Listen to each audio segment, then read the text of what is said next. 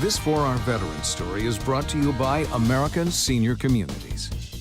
Well, it was a war that divided a nation. While many young men were being drafted to fight in Vietnam, one Hoosier hero enlisted on his own and volunteered for combat. This Veterans Day, CBS 4's Matt Smith shares with us the journey that has shaped Jeffrey Trotter's life. A lot of things happened in 1967, the very first Super Bowl. The first Boeing 737 took its maiden flight. Elvis married Priscilla.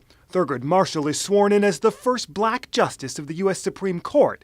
And Jeffrey Trotter decided to join the U.S. Army. I was out of school, and I was getting in a lot of trouble doing nothing, so I thought, and a friend of mine got drafted, so we decided to go in together. Trotter underwent basic training at Fort Campbell in Kentucky, then spent time at a base in Arizona before being deployed to Germany, where he got frostbite the first week on the ground. And I knew I wasn't going to go back there another 3 years in a row, so I volunteered for Vietnam.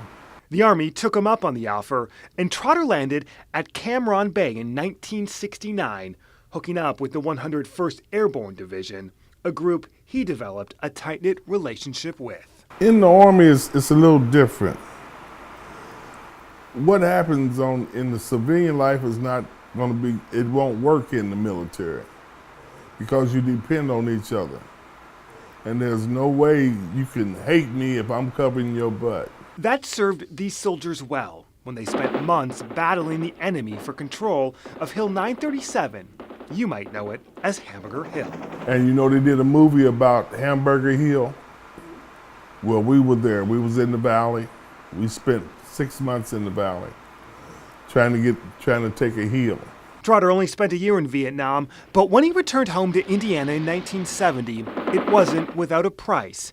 He talked with us about some of the health issues he's faced since deployment, problems he attributes to Agent Orange.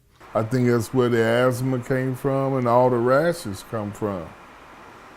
Them spraying to keep the dense jungle and the weeds and all that stuff down. Today, this Hoosier hero lives at the North Capitol Rehab Center, an American seniors community, where he's undergoing therapy after having hip surgery. Then and now, Trotter tells us, there are 2 things you can count on to overcome any obstacle. If you got family and you got God, you got it all. That's all you need to get through this life. Well, Mr.